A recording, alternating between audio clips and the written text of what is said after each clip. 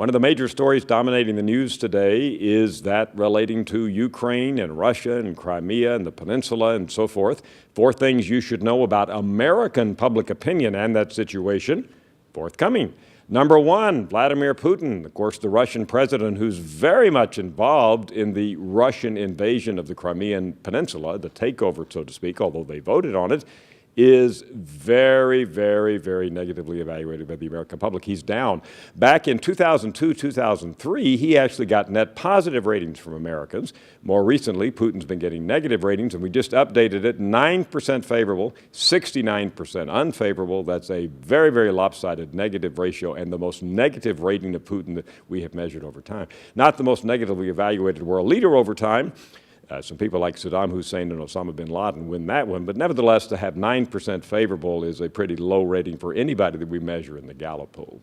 Second, Russia itself has become more negatively evaluated. The question here that we ask about a series of countries, are these countries allies, friendly but not allies, unfriendly, or enemies of the United States? Now, we had updated Russia on that a few months ago, and we just updated it again, embedded with some other countries. The shift has been to the negative. You see the numbers there in front of you for Russia when we just did it. We're now down to just about 26% who say either ally or friendly, and that's down from 44% in September. And the percent who have a negative view, seeing Russia as either unfriendly or an enemy, is up to 68% from 50% last fall. However, and this is a key point, still, only 24% say Russia is an enemy, but you've now got a lot of people who used to say, well, at least they're a friendly country, now saying that Russia is unfriendly, so their image overall has been hurt by what's happened. Third point that we would look at here, the Cold War, back again, that's the question we ask.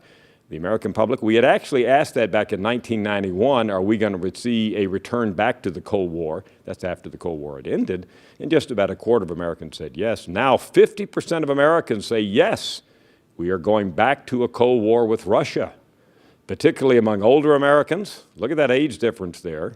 And it's not that young people don't have an opinion, it's simply that they say no, we're not going to a Cold War. Of course, a lot of younger Americans don't remember the Cold War, but nevertheless, it is a big age skew here with older Americans most worried.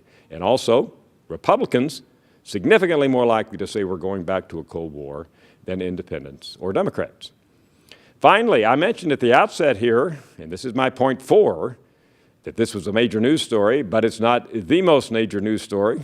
We ask Americans how closely they're following the story about Russia in Crimea and Ukraine. Also, how closely are they following the story about Malaysian Airways Flight 370? Well, it's the Malaysian Air flight that wins in this setting. 73% of Americans say they're following that very or somewhat closely. That compares to just 61% who are following the story about Ukraine, Crimea, and Russia closely. So clearly, the Malaysian airplane disappearance story has captured the attention of the average American more than the story about Ukraine, Crimea, and Russia. There you have it, 4 things you need to know about American public opinion and the situation in Ukraine, Crimea, and Russia. I'm Dr. Frank Newport, Gallup Editor-in-Chief.